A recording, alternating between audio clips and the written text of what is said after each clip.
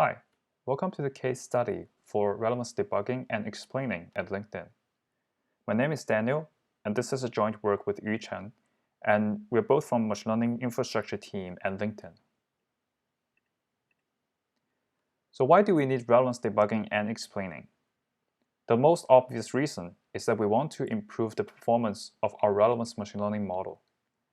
After days and weeks of data collection, feature engineering, model training, and finally the model was deployed, we want to know how our machine learning models actually work in production. Does it work well with other pieces of the system? Does it work well on some edge cases? How can we improve it? If we only look at the metrics numbers, we won't be able to answer these questions.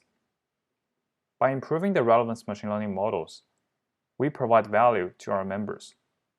Our members come to LinkedIn to look for people and jobs they're interested in, and to stay connected to their professional network. We want to provide the most relevant experience to our members. In this way, we can build trust with our members. Our members would only trust us when we understand what we're doing. For example, if we recommend an entry-level job to a CEO, we better understand what's going on and why we're making this mistake.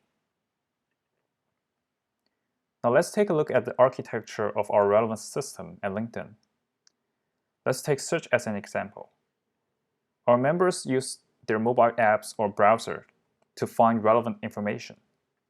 The request goes through front-end API layer and will be sent to federator layer. There are different types of entities the member may be looking for. For example, they could be looking for another member or for a job.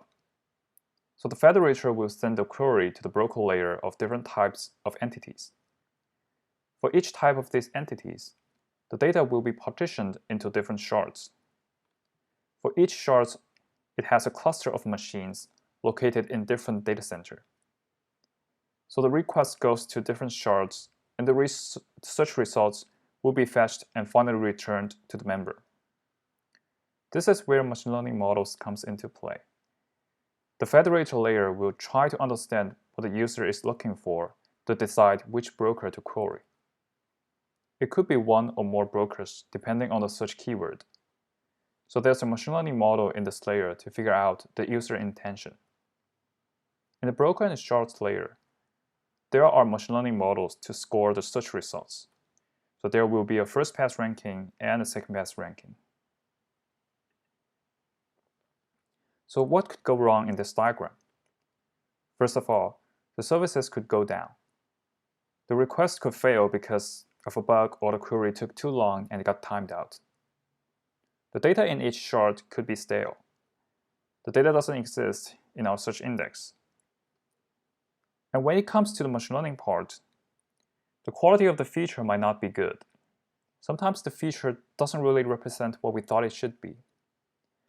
The features could also be inconsistent between offline training and online serving due to some issues with the feature generation pipeline. And also, when we ramp a new model, it doesn't always work well with all the use cases. So that could also go wrong. To debug this kind of issues could be hard. First of all, the infrastructure is complex. As we have seen in this architecture, there are many services involved in this system. They're deployed in different hosts in different data centers, and most of the time, they're owned by different teams. So for an AI engineer, it could be hard for them to understand all the components in the system. The issue also might be hard to reproduce locally. The production environment could be very different from the dev environment, and it could be consistently changing. Some of these issues could be time-related.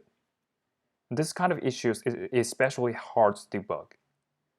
For example, when a member reports that he saw a feed item or received a notification that is not relevant to them, it could be days later when an AI engineer picks up this issue, and he will have no idea what happened at that time. So basically, they have no way to debug this kind of issues.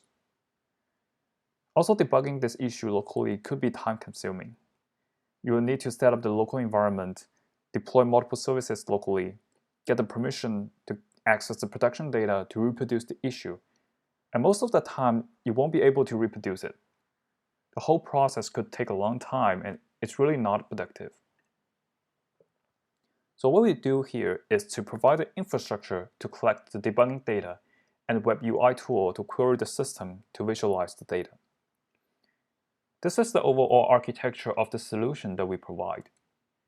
The engineers will use our web UI tool to query the Relevance system. The request sent out from this tool will identify itself as a debugging call.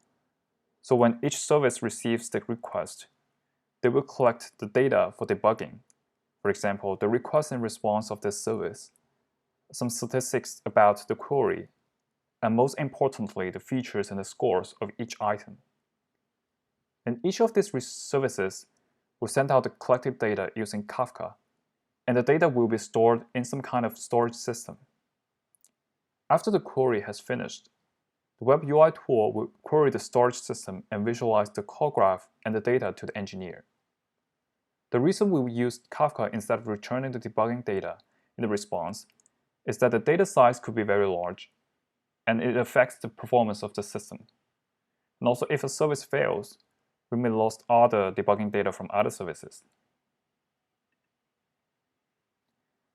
Next, I will show you some UI parts of our debugging tool and how we can use them to debug these issues.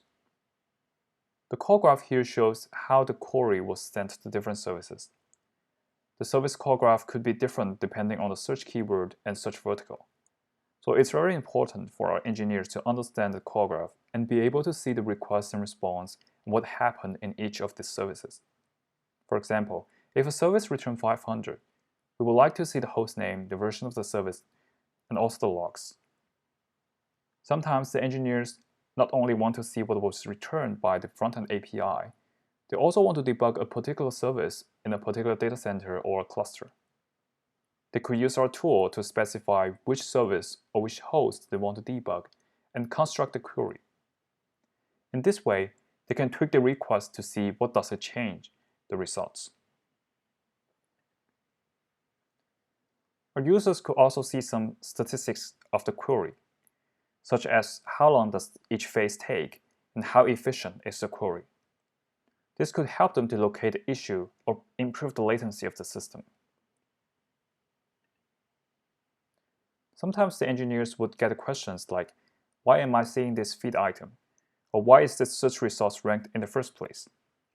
The answer to this question is that they would like to look at this feature of these items.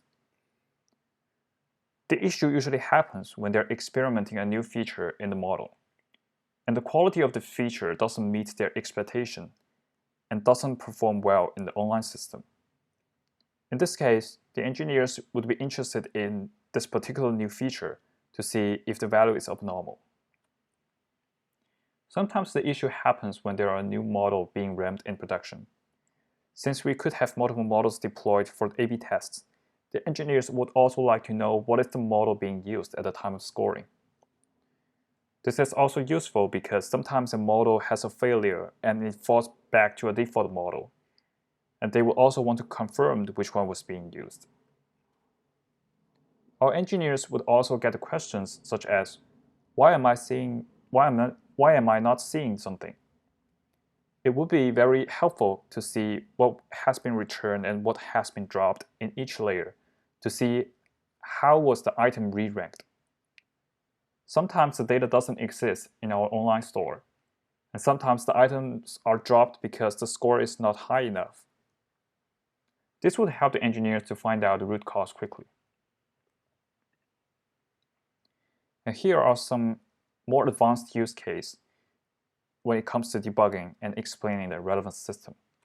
We'll go over each one. The first use case is system perturbation. The idea is simple. I want to change something in the system and see how the results change.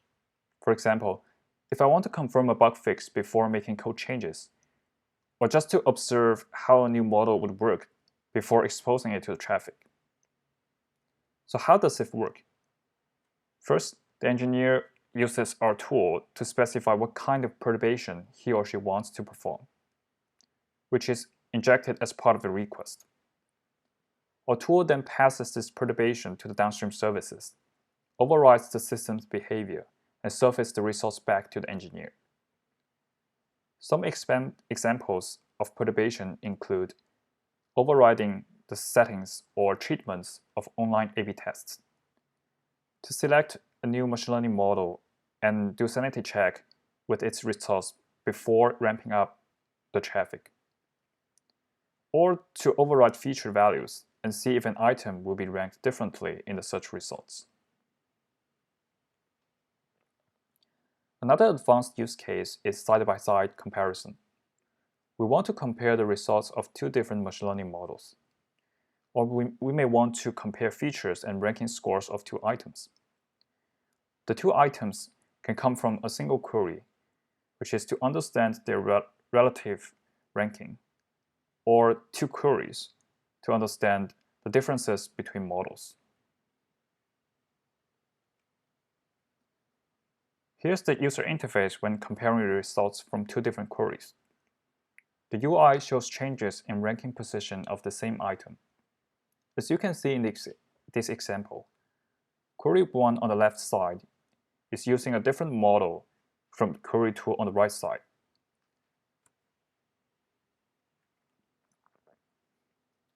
And why do the models rank the same item differently? Our tool can compare these items from two queries and show the difference in the ranking process of the two models. As you can see in this table, this UI highlights the differences in feature values, both raw and computed by the models. AI engineers use this comparison information to understand model behavior and identify potential problems or improvements. The last use case is replay. Scoring and ranking relevant information could be time-sensitive. For example, we may get a complaint about old items showing up in a member's feed.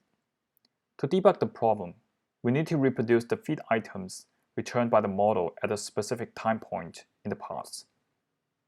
Our tool provides the capability of replaying past model inferences. So how does it work? First, when making a model inferences, the online system emits features and ranking scores using Kafka. These Kafka events are then consumed by our tool using Samza and stored in the database. Later, when an engineer can query the database for the historical data when debugging. So this is the UI for feed replay. On the left side, an AI engineer can query sessions of a given member within a time range. And when a session is selected, on the right side are a list of feed items shown to the members during that session. So we have talked about different use cases, and I would like to add one more note on security and privacy. As you have seen earlier, debugging and explaining the relevance system require access to personalized data, and we have always made privacy concerns a central part of the tool. Like the rest of LinkedIn, our debugging tool is GDPR compliant. We control and audit all access.